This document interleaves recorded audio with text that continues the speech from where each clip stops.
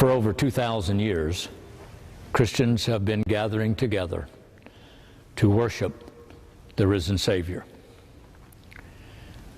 That risen Savior said, "Upon this rock I will build my church, and the gates of hell shall not overcome it, shall not prevail against it." Where is that church that Jesus built? We live in a society in a day and age when everything is disposable. And there are those who began looking for the ancient faith, the unchanging faith, the faith that you see in the churches of Cappadocia, in Hagia Sophia in Constantinople, the same church you see here at St. Elijah in Oklahoma City, that you see in Moscow in the Russian Orthodox churches there, or in Greece. We ask you now, invite you now,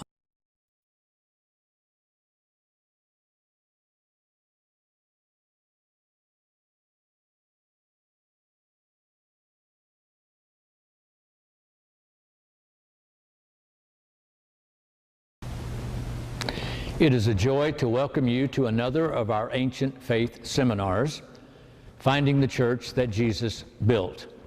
Hello, I'm Subdeacon Ezra.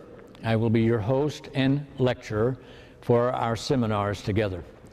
It is such a joy that you're part of this with us, and in order to enhance your experience as we spend our time together, I want to make sure that you have an opportunity to get this course manual that accompanies the lectures, Finding the Church That Jesus Built. This over 500-page manual has outlines of each of our seminars, as well as appendix material that goes along and is coordinated with each of the seminars that will give you background information and further readings that you can do to learn more about the topic that we have just done. There's information at the bottom of the screen how you may obtain your own course manual, and I urge you to do so. It's been prepared especially for you, and I know it's going to enhance your seminar experience. It is a joy now to go to our seminar this evening. If I were to ask you what your name is and to tell me something about yourself, you would be able to do that. And if we had the time for every one of us to do that, we could all share some personal history. And I actually hope over our 8 weeks together that we will get to know one another and get to know each other, which is why we wear the name tags.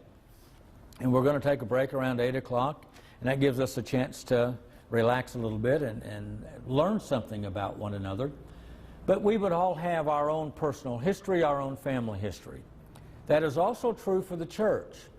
And so what we're going to be looking at is letting the church introduce us to her and her history. And that's what we're going to be looking at here. And you've got a map there on page 8 of the Roman Empire.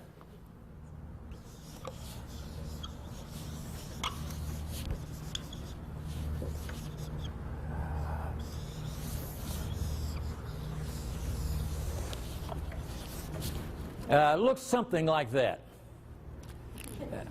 It's close. No cigar, but it may be close in the process that we have. And what we're looking at is Christianity is born here in Jerusalem with the resurrection of Jesus. And what we're looking at is the history of the church he built. That's what we're going to be looking at in our weeks together. And so we want to get an overview of where we are in history this evening. So we're just going to kind of nail down some of the overview and see what begins to happen. Christianity begins to spread outward from Jerusalem. It's going to spread northward to Antioch. It's going to spread southward to Alexandria. And it's going to spread westward to the city of Rome. And so Christianity begins to take hold inside the large urban centers of the Roman Empire. It is where the people are and inside these cities and where the trade routes are. Obviously, we've also got churches in Macedonia and in Greece and all of Turkey and Cappadocia and this whole region here as the gospel begins to spread throughout the Roman Empire. And we have here on page 9 the verses out of the book of Acts that tell about that spread of Christianity as it begins to spread and so forth. And we have the apostles that are overseeing this spreading of Christianity, the spreading of the church, and that story is there. And those of us that perhaps come from a religious background and are used to reading the book of Acts would know something about the spread of Christianity, how it goes to Antioch, and the missionary journeys, particularly of St. Paul and St. Peter in that process. And you had then these apostles who are overseeing the spread of Christianity. And we've got verses there where in item number C and item number D. And the apostles began to appoint overseers in their place known as bishops. And so by 69 AD you begin to have strong churches, and the apostles are beginning to leave behind them then others that are now in charge of overseeing a particular region. In our bookstore we have this little book called The Orthodox Church, written by Timothy Ware, who is a professor at Oxford University in England. It is easy to read, and so it's a good place to start if you want more detailed history of what we're going to just do in a sketch this evening. Also, we have a book called The Apostolic Fathers. These are the writings of the men that the apostles appointed to lead after them. And their writings have been collected into this collection called the Apostolic Fathers. And we will be referring to different passages out of the Apostolic Fathers from time to time. And I've got some that are cited here and quoted for us here. And so I just mention these as we go along, that because I'm going to be talking about early church history, and I'm talking about stuff that a lot of us have, where did that come from? I didn't know that. I've never heard that. And so if you're interested, I'm wanting you to be able to lay your hands on the sources for the material that we're talking about is what we have there. As the church spreads outward, it begins to run into opposition inside the Roman Empire. I'm on page 10 at item number 2, Roman persecution. It begins in 64 AD, where you're going to have the Emperor Nero, and St. Peter and St. Paul will be the two best known of those that are going to be martyred for being Christians at this particular time. Now, not every emperor was trying to kill all the Christians. It was sporadic at first. And we've got a list of the emperors here who began to carry on this program. You have Trajan, and during his reign, St. Ignatius of Antioch, who was the second bishop of Antioch, who was the child that Jesus placed on his lap when he said, "Suffer the little children to come unto me," and was then commissioned to be the leader of the church in Antioch that we read about in the book of Acts. He is going to be fed to the lions in Rome in AD 116. We have 6 or 7 of his letters that he wrote to the churches on his way to die. And they are collected here in this collection, the Apostolic Fathers. And so St. Ignatius would be the most prominent person who's going to be one of the martyrs in that era. Then you have Emperor Hadrian, and then you have Antonius Pius, their item number D. And the most prominent one there is St. Polycarp. Polycarp was a young bishop, and St. Ignatius, on his way to die, wrote him a letter. And we have the letter that Ignatius wrote to Polycarp, and then years later Polycarp himself is going to be martyred. And we also have an account in here, the martyrdom of Polycarp. And so you're beginning to see that from time to time there begins to be this persecution, and the church was willing to die for her faith. She was willing to die that the message she was preaching, the message that she was believing was the truth. And so these men and women, and countless men and women whose names we do not know, and are now known only to God himself, chose to die rather than betray their faith. By the time you get to 249 under Decius, you begin to have an empire-wide persecution. And by the time you get to Valerian in 253, it is now an automatic death penalty for attending the church. If you're caught there, it begins to be an automatic death sentence.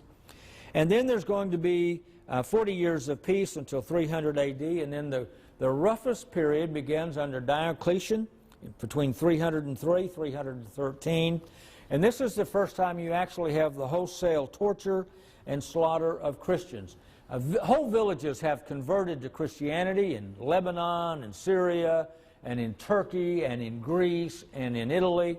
And the soldiers would come and surround that entire village that was now Christian and set it on fire, and either let the inhabitants burn to death, or as they tried to escape the fire, would be there with their swords and their spears to slaughter them as they came out of the flames. So this is the kind of persecution that the church was enduring, and the kind of widespread tyranny that was beginning to happen by the time you get to the 300 ADs. It is estimated at the end of Diocletian's reign that somewhere between 20 and 50% of the Roman Empire had converted to Christianity. It is an incredible statement that people dying for their faith spoke loudly enough that the Roman Empire is going to be converted to Christianity. Now that presents us with a backdrop that brings us then to the events that are found there on page 11, from Rome to Constantinople. Let us talk about a man named Constantine the Great. Constantine the Great is the son of a Roman emperor. At this time in the Roman Empire, there are two emperors.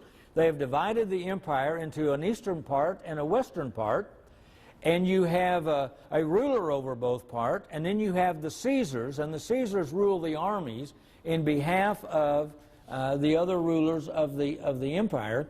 And Constantine has been with his father, and they have been in Gaul, which is today called France, and they have conquered there. I think they were in England as well, and had defeated some enemies there. And while they were in Gaul, his father dies, and the troops declare him their new leader, their new Caesar, not unlike what you saw in the movie The Gladiator. That was the title of it, right? The Gladiator, where the difference is the troops there wanted to declare the good guy to be this, and of course it's a movie, so the bad guy gets the honor instead. But in real life, Constantine, a real good soldier, the son of the Caesar, was in fact declared Caesar by his troops, and he begins to move his army from Gaul towards the city of Rome so he can be officially inaugurated. Well, there's another rival general that wants to be declared the Caesar as well. His name is Maxentius. Now Maxentius is moving with his army towards Rome, and there's going to be a battle. And on the way to that appointed battle, Constantine has a vision. He is going to see in the sky a sign, and he's going to hear the words "Into to Nike." Now, into to Nike in the Greek, N-I-K-E, if we make it into the English alphabet. We've heard that word before, haven't we? Nike. It means to conquer. It's a great symbol to wear on your shoes, I guess, or your hat while you're in some sort of athletic competition. Now, obviously, I'm no artist, but we would somehow recognize, maybe, is that the swoosh? The Nike symbol? well, you got to stretch your imagination to get there, I realize, but if I were Tiger Woods walking in here and you saw my sleeve, you would know that who had paid me to wear that shirt. You would know Nike had paid me because you saw the symbol. We call them logos, right? Constantine saw a logo in the sky, but it was not the swoosh that he saw. What he saw was the cross of Jesus Christ, and heard those words, "By this conquer, by this be victorious." If you'll hold your hand right there and turn over to page 44A. 44A.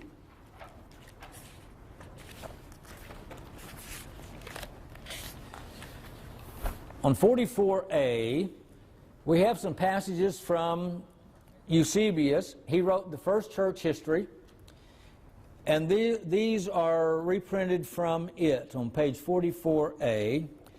How, while he was praying, chapter 28, God sent him a vision of a cross of light in the heavens at midday with an inscription admonishing him to conquer by that.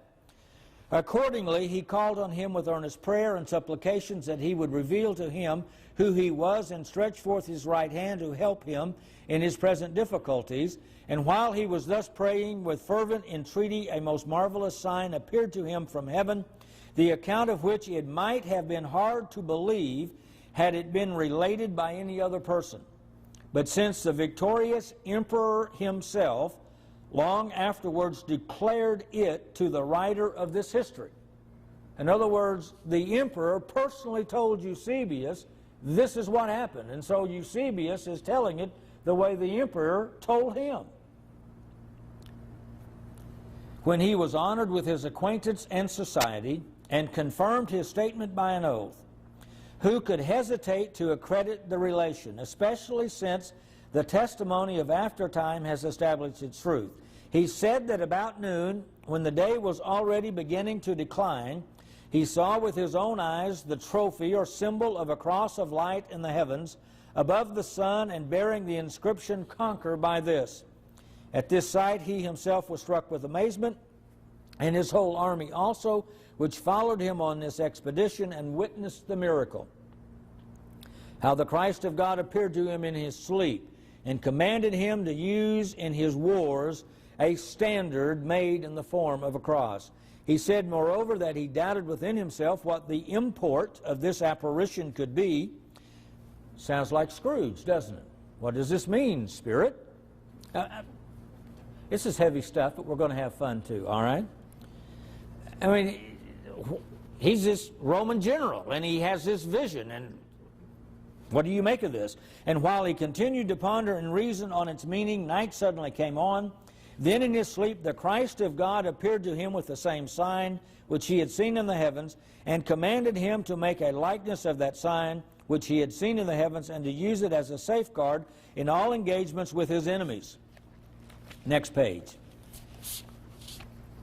The making of the standard of the cross. At dawn of day he arose and communicated the marvel to his friends, and then calling together the workers in gold and precious stones, he sat in the midst of them and described to them the figure of the sign he had seen, bidding them represent it in gold and precious stones. And this representation I myself have had the opportunity of seeing. So Eusebius is not only hearing the account, but he actually saw what got made. And now here's the description. Now it was made in the following manner. A long spear overlaid with gold formed the figure of the cross by means of a transverse bar laid over it. On the top of the whole was fixed a wreath of gold and precious stones, and within this the symbol of the Savior's name, 2 letters indicating the name of Christ by means of its initial characters. The letter Rho looks like P to us, intersected by Chi, looks like X to us, in its center. And these letters the emperor was in the habit of wearing on his helmet at a later period. From the crossbar of the spear was suspended a cloth, a royal piece, covered with a profuse embroidery of most brilliant precious stones, and which being also richly interlaced with gold, presented an indescribable degree of beauty to the beholder. This banner was of a square form, and the upright staff, whose lower section was of great length, bore a golden half-length portrait of the pious emperor and his children on its upper part, beneath the trophy of the cross and immediately above the embroidered banner. The Emperor Constantine made use of this sign of salvation as a safeguard against every adverse and hostile power, and commanded that others similar to it should be carried at the head of all his armies.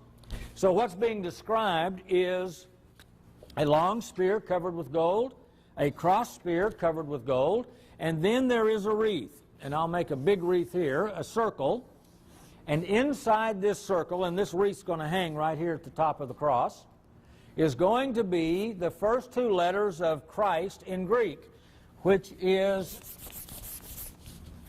in the Greek language, Christos. And so these first two letters are put there, and they're put like this as the symbol inside. This is called the chi, this is the rho, known as the Chi-rho symbol then. Sometimes you will see it like this, but Emperor Constantine did it this way as two separate letters in the center of the cross, of the wreath that's here on top of his standard. And then he had a huge banner here that's described, and another trailing down from that that is there. And this is what he went into battle with against Maxentius at the Milvian Bridge. And now we're back over to page 11 where we were. That battle takes place in 312 A.D. Constantine's army will defeat Maxentius at that battle of the Milvian Bridge outside of Rome, and Constantine then will become Caesar of the West, the ruler of the West.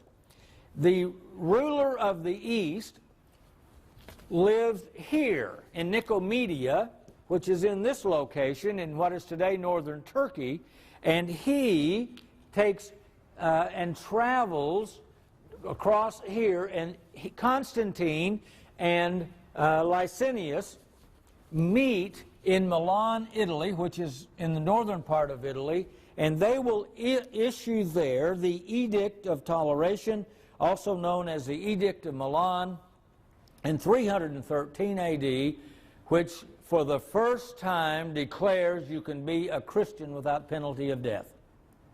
It was no longer against the law to be a Christian in the Roman Empire.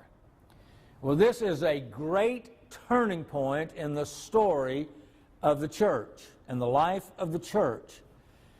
She's no longer fighting for her life, and things are going to change, and the empire openly then is going to convert to Christianity almost in mass. Masses of people are going to start coming into the church, so many, in fact, that it's hard for the church to digest them all, to absorb them all in the process that's there. Constantine then is going to eventually, he's been the emperor of the West. He's already been to England with an army. The only place left open to him to conquer is the same place that was left open to Alexander the Great 600 years earlier. And that is going to be westward to India. And so in order to go westward to India, he needs to move the capital of the empire away from the Mediterranean and move it into the center of this landmass so he can equally go to India, as well as go to England if need be. And so there is an old city here on the north side of the Bosphorus known as Byzantium.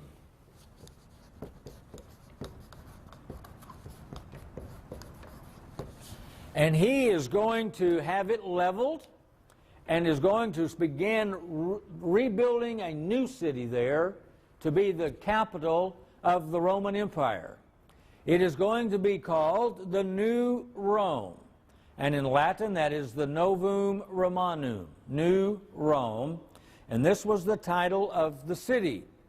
But no one has ever called it Novum Romanum. It was only called the New Rome in the documents. This document was signed on such and such a day in Novanum Romanum, in New Rome.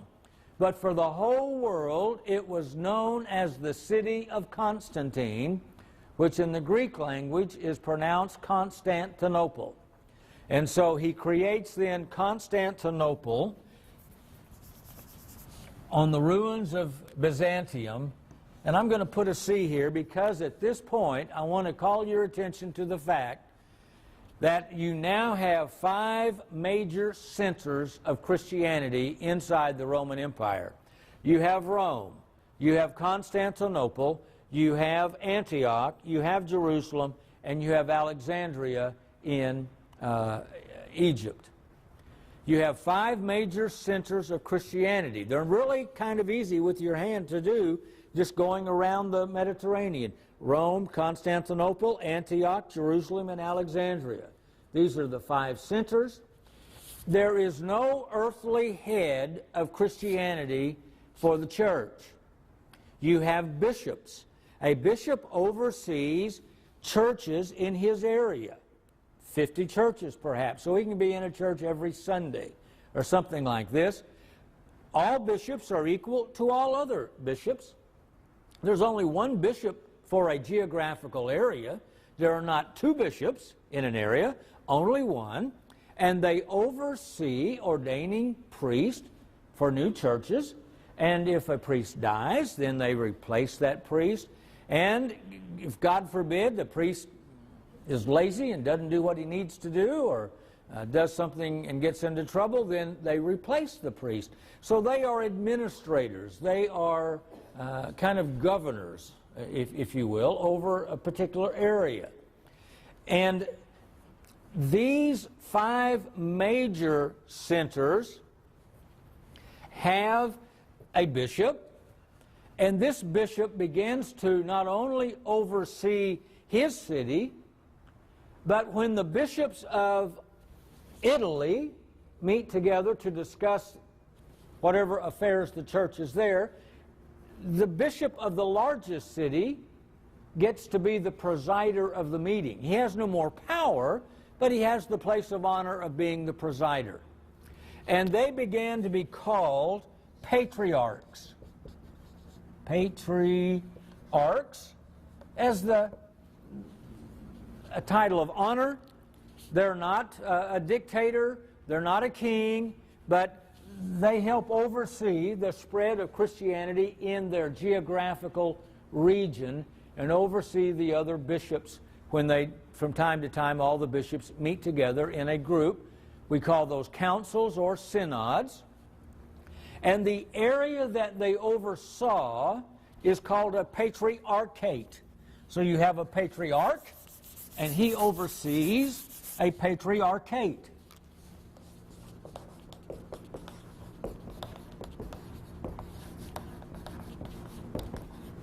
And the early church always used the language of the people. So when the church is in Jerusalem, it used Aramaic. When it's in Antioch, it used Aramaic as the language of the people. When it goes to Egypt, it's going to use Coptic as the language of the people. When it goes to Greece, it's going to use Greek as the language of the people. When it went to Italy, it used Latin as the language of the people.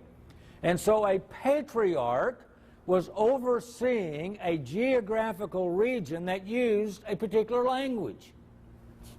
So since Latin is the language of Italy and of Germany, France and Spain and England inside the Roman Empire, over here, this is going to be the Patriarchate of Rome. This becomes the Patriarchate of Constantinople.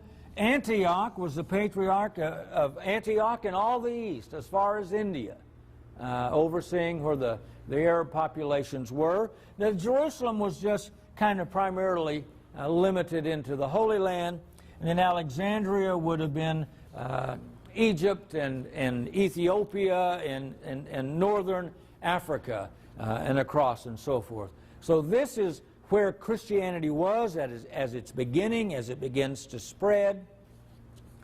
So we have the spread of Christianity. There is no earthly head to the church. You have a collection of bishops who get together and oversee administrative details, just like we read about in the book of Acts, chapter 15, where there was that apostolic council that had to decide whether or not Gentiles had to first become Jews before they could become Christians. And so the church decided no.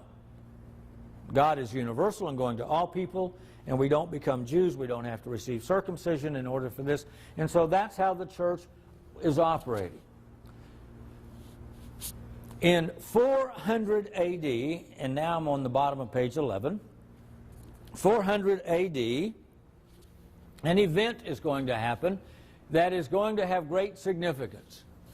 That event is going to be that coming from north of the Alps, you have Germanic tribes, Goths, Visigoths, Vandals, that we get our word Vandals from, and vandalism from, all these tribes, the Huns and so forth, that are going to come, and they will actually sack the city of Rome in about 400 A.D. I think the actual date is 410 A.D., but roughly speaking, around 400 A.D., they're going to sack the city of Rome. They don't stay there forever, but this sacking of the city of Rome creates a psychological crisis in Italy. And there's a group of people that blame the sacking of the city of Rome on the Christians. It's all this lovey-dovey stuff, turn the other cheek stuff. If we didn't do all this, if we still worship the old gods, eye for an eye, tooth for a tooth, the old Roman gods. Now, there were some gods to be proud of, I'll tell you. If we still honored them, we would have defeated the barbarians. And so they began to blame the Christians.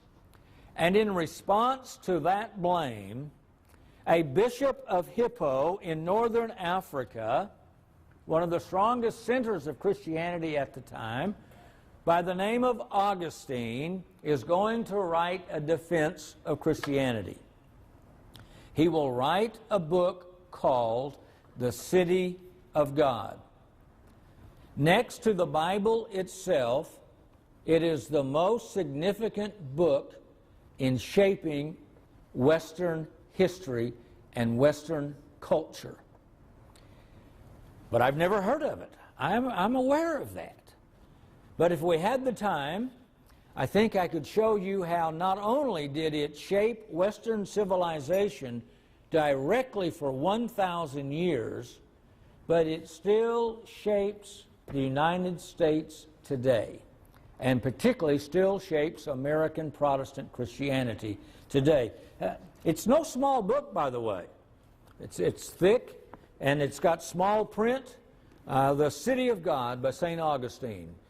Next to the Bible, as I've said, a highly, highly significant book that's going to establish the place of Christianity and the role of Christianity in the West. The West is going to enter a period of that's known as the Middle Ages, that time frame between 400 A.D. and the rebirth or the Renaissance. It's going to happen around 1400 A.D. Later on, Voltaire is going to call it the Dark Ages because he was anti the church, anti-faith. And so if it was the age of faith, it had to be the age of darkness. And because he now was enlightened and created the Enlightenment, where we no longer needed God and anything that had to do with God, he therefore called that period the Dark Ages. And so in the West, from here over, in the Patriarchate of Rome only, there's the Dark Ages. There's the Middle Ages. And we're going to look at this second, but I want to point this out. All the rest of the Roman Empire never went through the Dark Ages. They never went through political decline in this way. They did not go through the lapse of learning. They didn't go through the lapse of people knowing how to read and write. They still had art. They still had music. They still had civilization. They still had culture. They still had their libraries. They still painted and they still read. They still had their schools in the East, unlike the history that's going to happen inside the Patriarchate of Rome. So we're going to look at that here for just a little bit. This is going to happen and begin happening in 400 AD. I'm going to jump around a little bit, and I think I'm going to go down to, well, I'm going to be at the top of page 12. I'm going to skip Islam at the moment, and I'm going to skip item number 7. So we're going to deal with this and go to 8, and we'll try to lump these two together if we can. Continuing from the north, you begin to have German tribes that began to infiltrate Gaul. So many are going to infiltrate Gaul that they will give their name to that land. This German tribe was from the area around Frankfurt, Germany. They were the Franks, and so many Franks came to live in Gaul that it became the land of the Franks, or the French, or is called France. It's a softened way of saying it, but France is really a German nation, having been Germanized. Now, Islam is going to sweep out of Arabia and across northern Africa, and I won't have much time to talk about Islam this evening, other than to say Islam is a Christian heresy. Coming after the councils of the church, we'll spend some time with the councils, and Arianism and Nestorianism, and Muhammad had been influenced by a Christian heretic priest, a Nestorian priest, that denied the divinity of Christ, and so you have the denial of Christ in Islam and so forth. Be that as it may, this is going to come across and sweep here, and so Islam is attacking the Roman Empire. The Germans are no longer attacking, they are infiltrating. They are moving in and seeing themselves become Romans. They're becoming citizens of this area, and they began to convert to Christianity. And as they convert to Christianity, the Germanizing of the Patriarchate of Rome begins to happen. The Franks have great leaders and rulers, the greatest of which was Karl de Grossa, known to us by his other title, the French title, Charlemagne, who in 800 AD is strong enough that he brings charges, threatens the Pope with, I will bring morals charges against you unless you cut a deal with me. And the deal is that the Pope is to crown Charlemagne as the emperor of a brand new country, or a brand new empire that is going to be very close to the boundaries of the Patriarchate of Rome. It's going to go up from here, whether it takes Romania, part of Romania, Czechoslovakia, what is all of those nations up through Eastern Europe, including Germany and England and around. The Pope agrees, and on Christmas Day, 800 AD, Charlemagne is in St. Peter's Basilica in Rome, and suddenly and without warning, the Pope just places the crown on his head and says, I declare you Emperor of the Holy Roman Empire. Well, pardon my skepticism that it happened quite that way.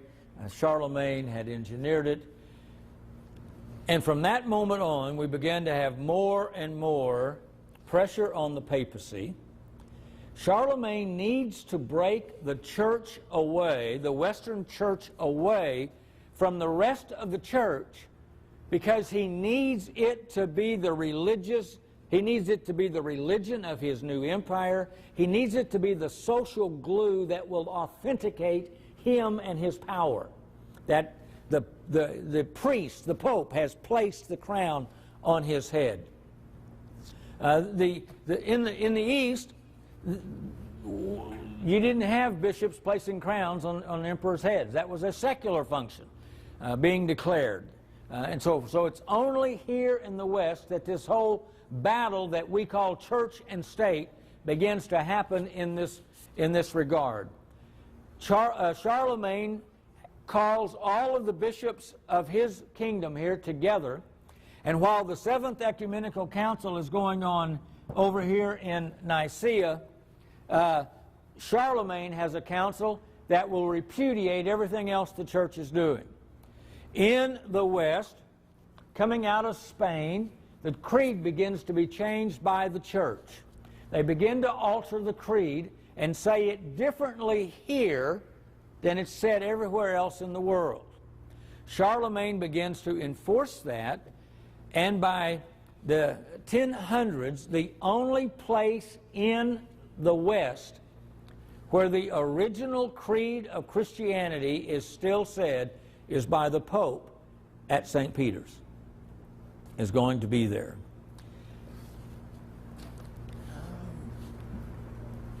In 1015, 1017, somewhere along here, the Pope finally surrenders the creed and begins to recite the new creed in St. Peter's. When this begins to happen, we're going to take a break here in just too many dates. I'm sorry, I'm trying to move us fast along. What we have is this all starts in 800, and within 200 years, we now have a tug of war between German popes and German emperors, and that whole papal, anti-papal conflict that's going on. And in the creed is finally surrendered by, say, 1015, give or take. I don't know if it's in your notes or not. And then in 1054 A.D., the Bishop of Rome will break away from the rest of Christianity and will create his own church. Now, there had been a church at Rome from the beginning. This had been one of the first centers of Christianity, along with the other four that we've talked about. But there was only one church up until 1054. After 1054, there were now two churches. The Church of Rome began to use the title Roman Catholic Church. The word Catholic is meaning the universal church. It's just part of our creed that was used. And so they used that as their title. Well, if they take a name, you have to have a name for the other church. As long as they're just the church, you don't need a name. They're just us. But now that this church has come into existence, what are we going to call the church? And it begins to be called Orthodox.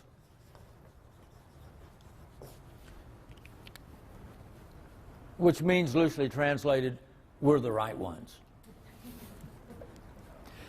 You know, in golf, if someone has an orthodox swing, they've got the correct swing. That's just what the word means, the right glory, the right presentation. So the Orthodox Church. And they begin to go by, this is the West. So, why don't I get another magic marker that's green or purple or blue or something so we can, how about brown maybe?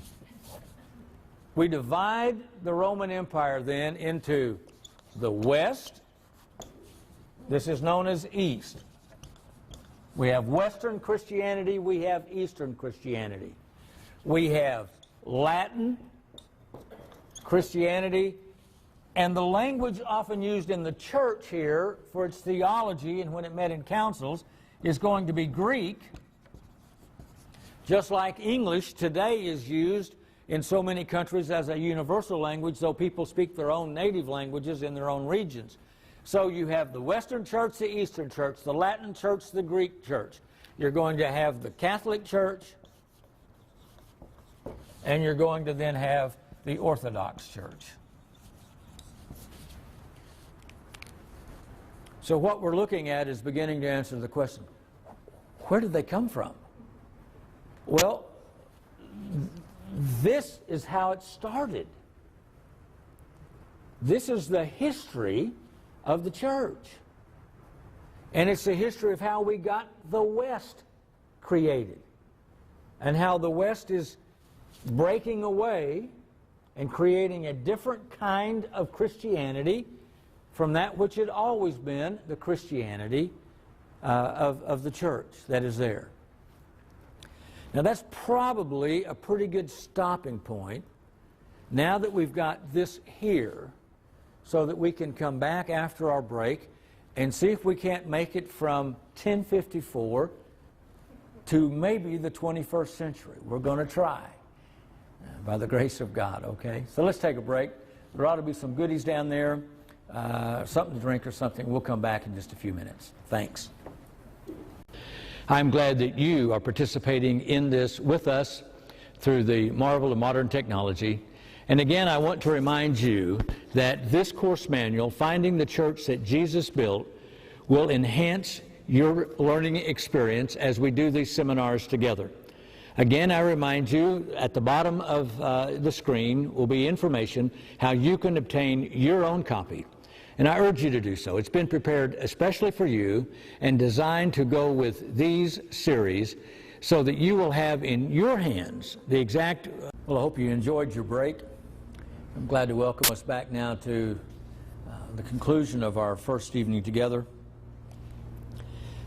The events leading up to what is called the Great Schism, the splitting away of the Patriarchate of Rome. Remember, we had 5 centers of Christianity, 5 brothers: Rome, Constantinople, Antioch, Jerusalem, and Alexandria.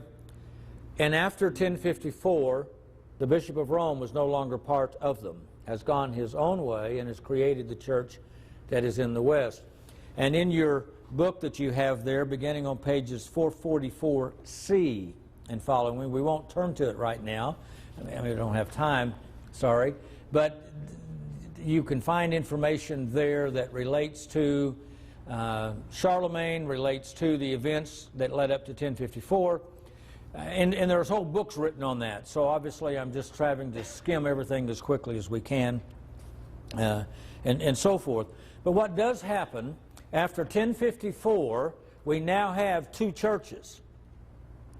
And then the next significant event, if we had 300 and Constantine is converted as a significant event, if you have 400 AD, the attack on the city of Rome as a significant event, and the writing of the city of God being that event that's going to shape the Western mindset and Western culture out of Augustine. And we'll have more to say about this several weeks from now when we deal with the subject of salvation. Then 800 AD and the crowning of Charlemagne is another significant event that is going to lead us to 1054, this great split that happens. And then between 1100 and 1300, we have the Crusades. I need to clear the board just a little, don't I?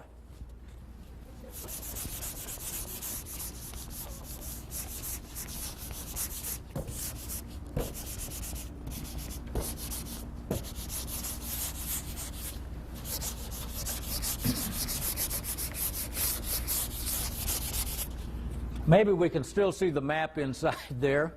But what we have beginning from 1100 to 1300 are going to be 7 crusades that are, the bumper sticker that they put on the back of all the wagons said, "Let's free the Holy Lands." But in reality, what you had with the crusades was the Christian West attacking the Christian East. When they would go and attack an Islamic stronghold and defeat that stronghold, rather than liberating the Christians in the area, they, the Crusaders, established that as a Latin county, a Latin province, and established a Latin-speaking Roman Catholic Church with a Roman Catholic clergy that then paid civil taxes and tithes back to Italy. When the Crusaders attacked, the Christians of the East stood side by side with the Muslims of the East and fought against the Western invaders. The evidence of this, and it's kind of amazing, our humanities textbooks may talk about the First Crusade, may talk about the Second Crusade, and then we'll say nothing much happened, nothing of any importance happened after these crusades. And I'm going, yikes! Tell me about the Fourth Crusade. The Fourth Crusade, 1204 AD, leaves Venice ostensibly to go to attack the Islamic navy wintering in Alexandria. But on the way there, they get here and do a 90-degree left turn and sail to Constantinople and attack it. There's not a Muslim anywhere in sight. The Christian West attacks Constantinople and for 3 days rapes and pillages the city. And when they leave, they bring back the gold, they bring back the silver, they bring back the loot, they bring back the art, they bring back the paintings, they bring back the sculpture, they bring back the books to Venice. And our history books used to say, and our humanities books, we don't have any clue what caused the Renaissance to happen. Well, for crying out loud. You just brought it, imported it.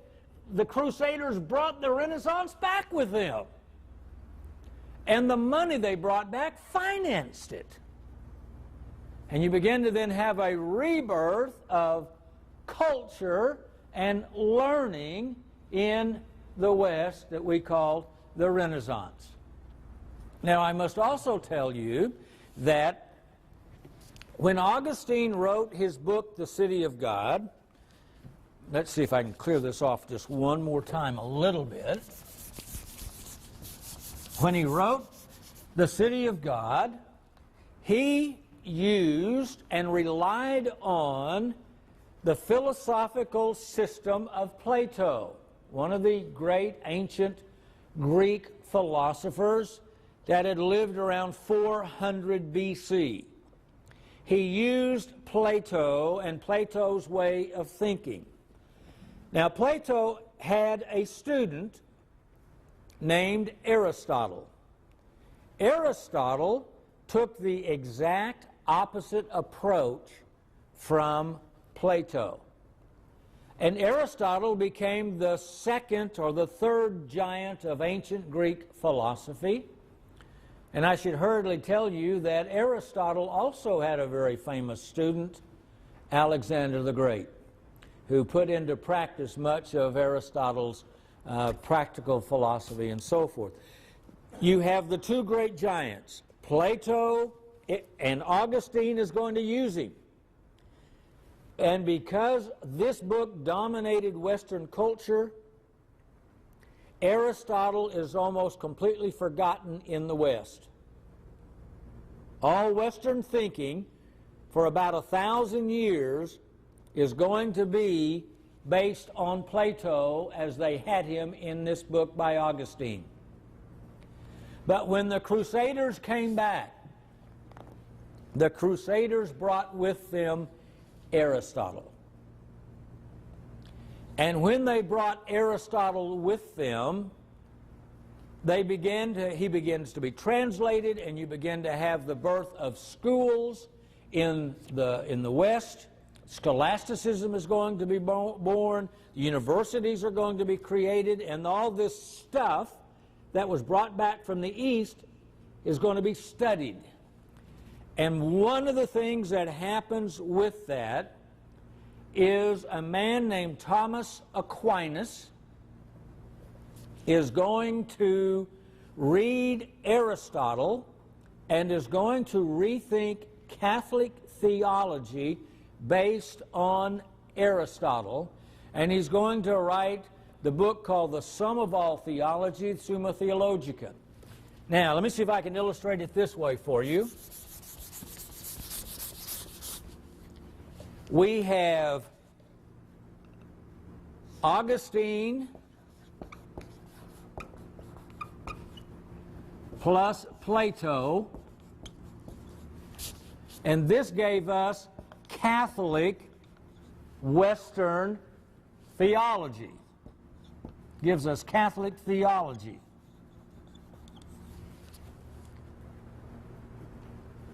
From 400 on. After the Crusades, after 1204, you begin to have this coming on. We get Aquinas. Aquinas is a little earlier than that. Starts the process. Aquinas plus Aristotle is going to give us new Catholic theology.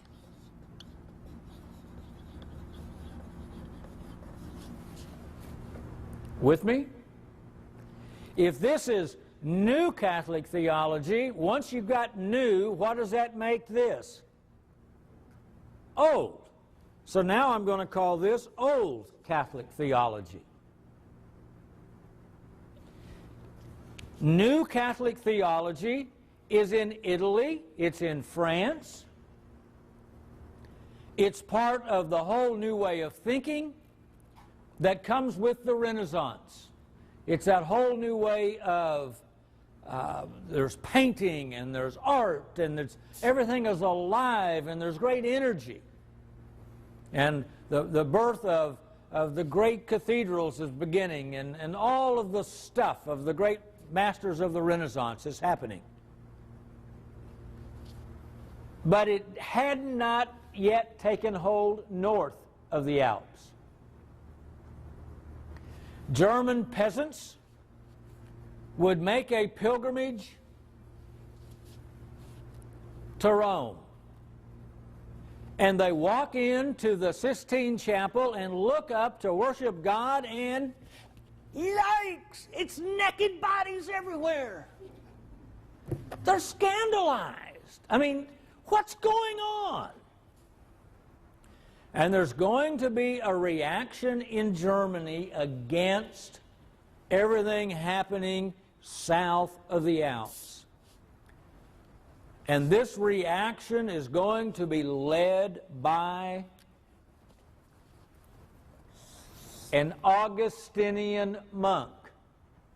A monk who is a member of the Augustinian group. That means they are committed to Augustine, his understanding. And this monk's name is Martin Luther. Martin Luther is going to be joined by John Calvin in Geneva and by Ulrich Zwingli in Zurich, Switzerland, to become the three great giants of this protest movement. They are protesting the Renaissance, and they are protesting this new Catholic theology. It's the old fight between Plato and Aristotle that's actually happening. And because they protest, they become the Protestants that we now pronounce as Protestants. And so Protestant theology at its heart is Old Catholic theology. Roman Catholic theology today at its heart is New Catholic theology. Now, the New Catholic theology does not throw everything of Augustine out. And so they share, so you have two versions of Catholic Western Christianity. The Roman Catholic version and the Protestant version of Christianity. Inside of that, if we are Roman Catholics, we know where our roots are. If we are Protestants here this evening, we would be able to know our own particular denomination's history inside of this. This is all going to happen in 1500. Is when this begins. And by 1550, Henry VIII has had a problem with wanting another wife. And so, in order to divorce her, he creates his own church that'll let him do that. And we create the Anglican Church. Out of the Anglican Church, begins to buy into the Puritan theology that you get from Geneva and John Calvin, the Protestants here, going back to Augustine's book again. And from there, you're going to get James, who's going to eventually come to the throne. James comes from Scotland. He's a Presbyterian, good Calvinist in his thinking. But in order to be a good Anglican, he has to stop the Puritans from destroying his kingdom. And he runs the separatist group out. They end up getting on board a ship called the Mayflower, come to the United States, and suddenly we're part of the story. And on it goes as this Western tug-of-war is happening. So the United States is created out of, in part, with primarily those that did not like the king settling in New England, and those that liked the king settling in the South. That's why our southern states are all named after a monarch. Virginia, the Virgin Queen, Elizabeth. Carolina, you're going, well, who was that? Well, it's for the Latin Carolus, which is for Carl, which in English is Charles. And so you had King Charles, and so the Carolinas were named for him. And Georgia, of course, was named for King George. Maryland wasn't named for Queen Mary. It was actually named, it was a Catholic colony, so it's named for the Virgin Mary as a Catholic colony. But the northern states were all, there's not a monarch above them, in them. You got Jamestown is as far north as you're going to get, I think.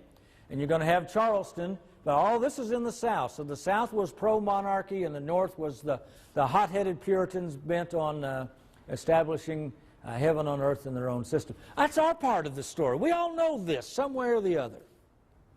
What we don't know, what happened over here? What was going on? Well, over here, they're fighting for their lives against Islam. Persia is beginning to rise, and so the church, the only area left open to the church was to go north through the Balkans, into Romania, Albania, out of Macedonia, beginning to go north then, and converts these populations, begins to convert the Slavs, and in 988, the Ukraine and Russia was converted to Christianity. 988. Russia has been a Christian nation for over 1,000 years, celebrating 1,000 years, a millennium of being Christian in 1988. Communism was only there for 70 years, but Christ has been there for 1,000 inside of Russia. And so the church is here. After the sack of Constantinople in 1204, that Fourth Crusade, this severely weakened the Roman Empire in the East. Islam has already conquered Jerusalem, has already sacked Antioch, had made an attack against Constantinople but had failed. And I should throw in a quick footnote here, by the way, that a year ago, Pope Paul II apologized to the Eastern Orthodox world for the Fourth Crusade and the sack of Constantinople. Went there and made an apology. Went to the Middle East. And this year, on April the 15th, the 800th anniversary of the attack against Constantinople, the Patriarch of Constantinople publicly accepted the apology. These are important events. You're going, what? How can anything that happened before yesterday be important? Well, they are. We that live in the United States, it's only 200 years old, or if you go back to 1607 and the founding of Jamestown, we're just barely, not quite 300 years old. To talk about these kind of dates and these kind of time frames has to just blow us away. But that's exactly what we're doing. We're not looking here at something that was invented yesterday that's trying to meet somebody's current itch. What we're discussing then is this church that Jesus said, upon this rock I will build my church, and the gates of hell will not destroy it, will not conquer it. And so that's what we're going to be talking about in our time together. And we're giving this overview here. But Constantinople had been so weakened that it never really fully survived its sack in 1204. It hung on for a couple hundred years, very weak. And in 1453, the Ottoman Turks, the Muslim Turks, attacked Constantinople and finally conquered the great city. Hagia Sophia was the Church of Holy Wisdom in Constantinople, the largest Christian building ever built. The most magnificent structure, Christian building ever built. The Muslims made it into a mosque. Since then, recently, it's been converted to a museum so that if you were to travel to Constantinople today, you could actually see it, and pictures of the inside of it are found in many books. The Muslims, the Turks, changed the name from Constantinople, and today the name of the city is Istanbul. But let me show you something. As Paul Harvey would say, let me tell you the rest of the story. In the Middle East, Constantinople was a glorious city. And if you were going to go to Constantinople, you didn't say, I'm going to Constantinople. You said, I'm going to the city. Well, we live in the middle of Oklahoma, so we know what that means. If somebody says, if you don't live in Oklahoma City but live in Edmond or Guthrie or Mustang or Bethany, you don't say, I'm going to Oklahoma City. What do you say? I'm going to the city. That's just the way we talk here too. Well, they did the same in the Middle East. We're going to the city. And in the Greek language, to the city is Eis ten Poli, which in English alphabet is EISTENPOLI.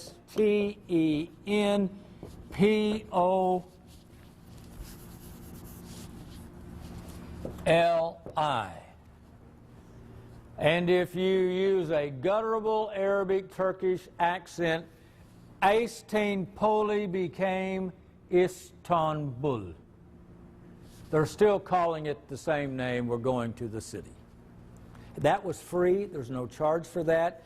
If Regis ever asks you that question on Who Wants to Be a Millionaire, remember me. I'm going to have some fun. All right. With the sack of Constantinople in 1453, the center of Eastern Christianity moves to Moscow. This is where the seminaries are going to be located. This is where the priests are going to be trained. Moscow is called the Third Rome. First Rome was in Italy. The second Rome was Constantinople. Moscow is now the third Rome, the third capital of the Christian world. Once it became Christian under Constantine, second, and now the third. And the only way left for missionaries to be sent out was across eastern Russia, across Siberia, and you have Russian Orthodox. We always become independent churches inside the region. So you have the Russian Orthodox Church that begins fishing the waters off the coast of North America in the gulfs around what is today Alaska. Several of them end up being trappers in what is today Alaska. They will live with the native women and will ask that a priest come back the next time a ship comes to baptize their babies and to marry them. And so you begin to have priests who enter into Alaska, and a request is made of the Patriarch of Moscow to send clergy and missionaries to Alaska.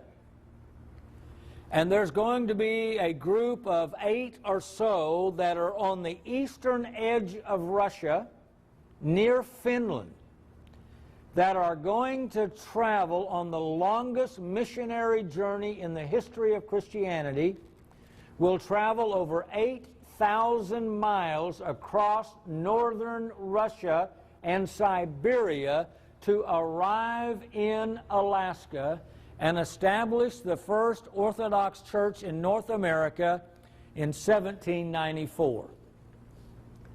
Now, I realize that's after the signing of the Declaration of Independence.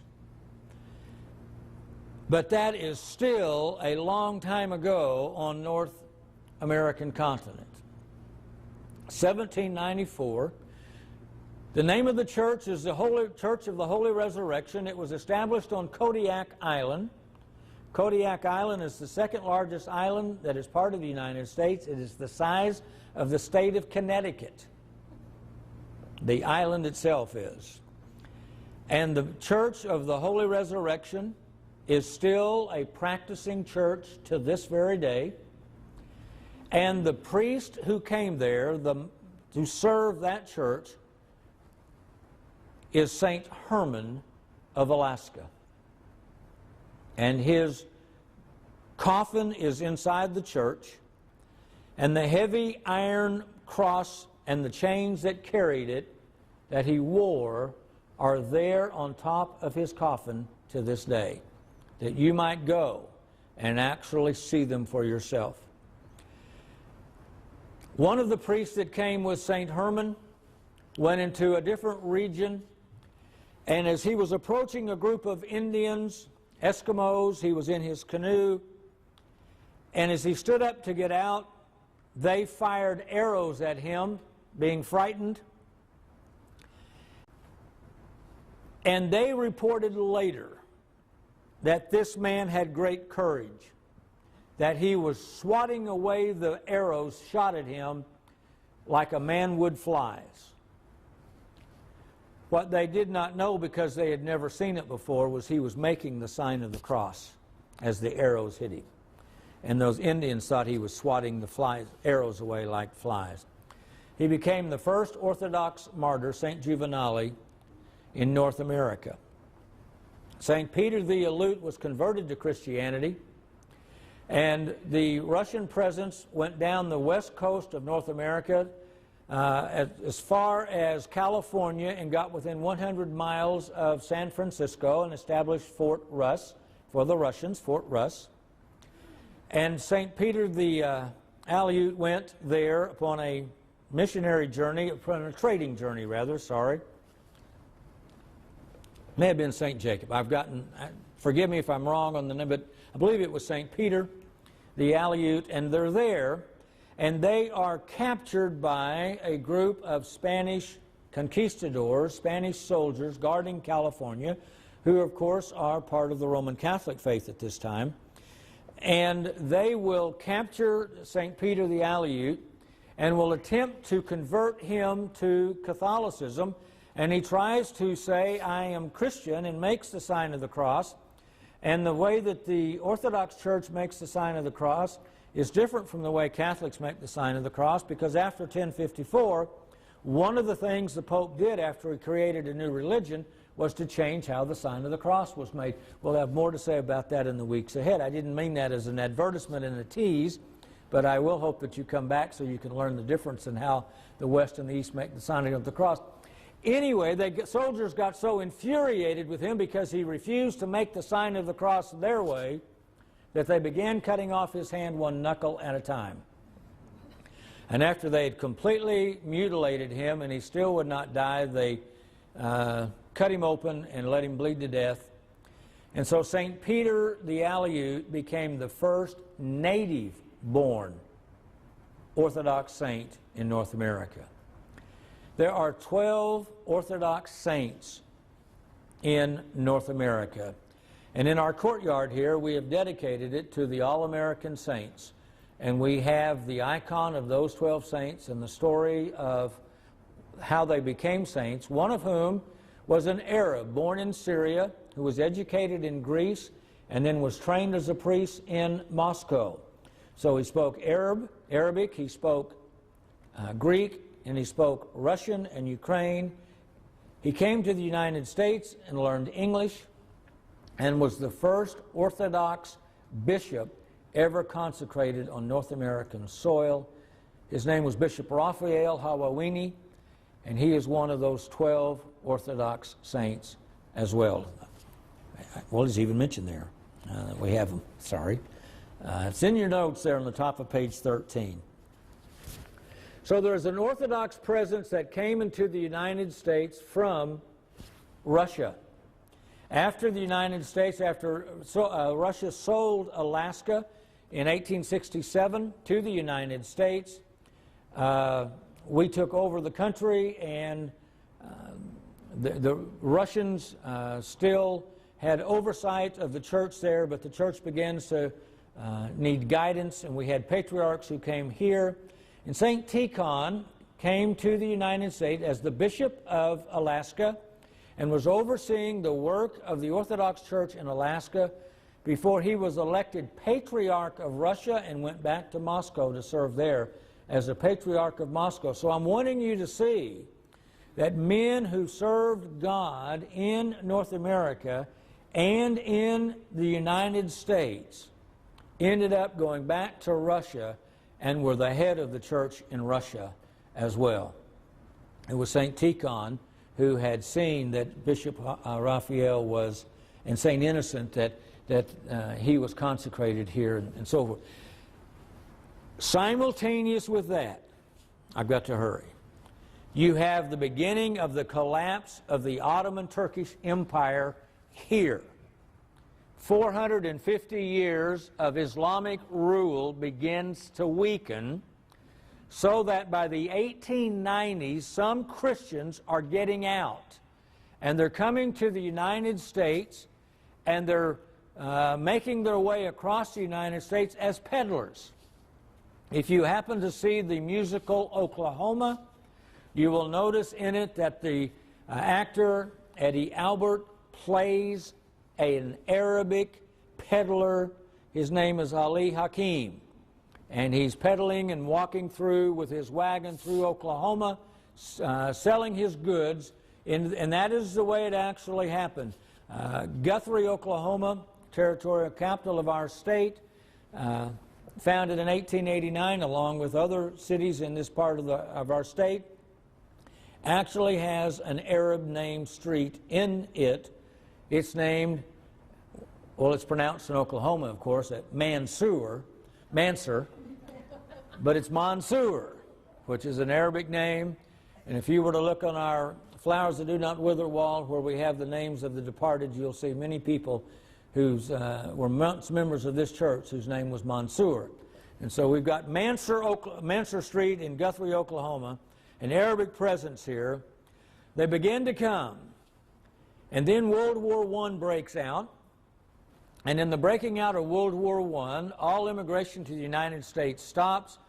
With the end of the war, because the Ottoman Turks sided with Germany, with the defeat of Germany, the Ottoman Turkish Empire is now going to be over, and the Christians make a mad dash out of the Middle East. They're going to leave what is today Syria, Lebanon, Jordan, Turkey. They're going to leave Greece, Romania. They all flood into the United States. In fact, so many come And because they're not from Western Europe, where most of our immigration had come, it scared the old stock Americans at this point. Xenophobia, fear of strangers, set in. And in 1924, we closed our borders to immigration and did not reopen it for all intents and purposes until 1964. But in that brief window of opportunity, from 1918 to 1924, in that massive wave, millions of people came to the United States, and many of them were Orthodox Christians and brought their faith with them. They did not come as missionaries, they came as Christians trying to get a better life and here. And in 1920, a group of immigrants from southern Lebanon, a small village called Jadeda, in a region called Marjajun, Lebanon, thought they were strong enough that they wanted a church here in Oklahoma City. So they wrote a letter to their bishop back in Syria requesting that he send their village priest to them here in Oklahoma City. And he did that.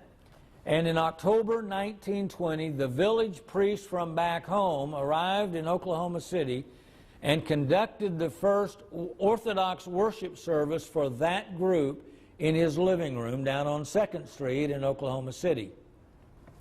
That group wanted to name themselves St. George because that was the name of their church back in Judea.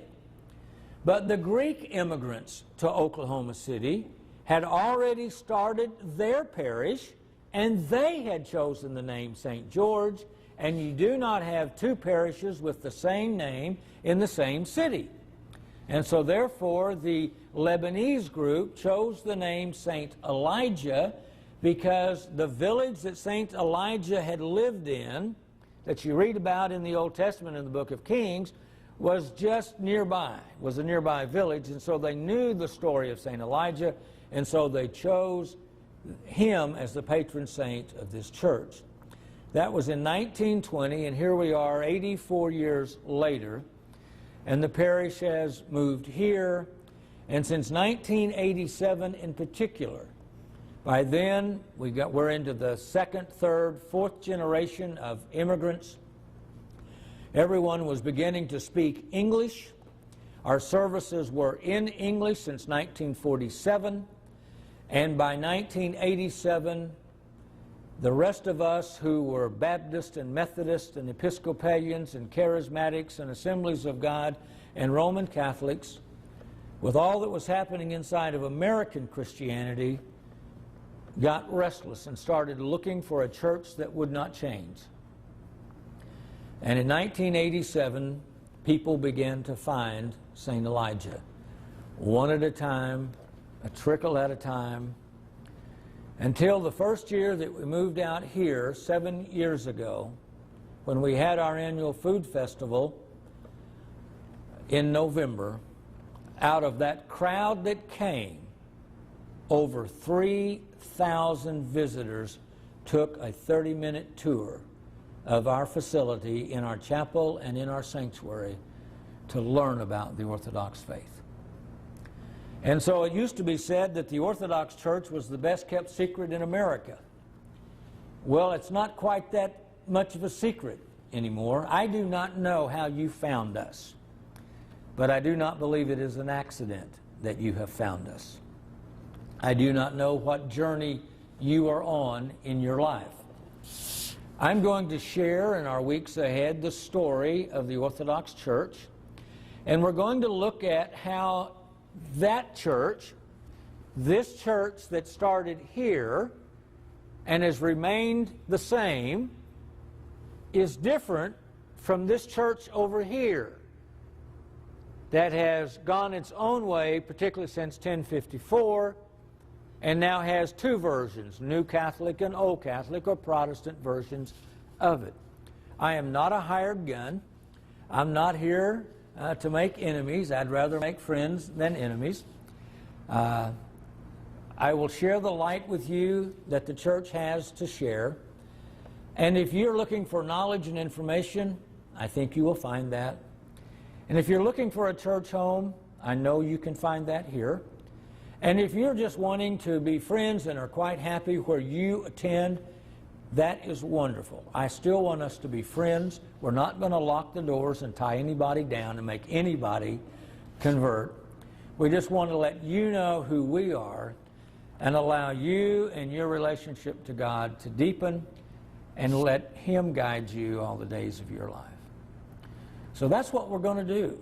And I want to thank you for being part of our evening together. And I hope to see you next week. Thank you. From the heights thou didst descend, O compassionate one, and thou didst submit to the 3-day burial, that thou might deliver us from passion. Thou art our life and our resurrection, O Lord, glory to thee. Glory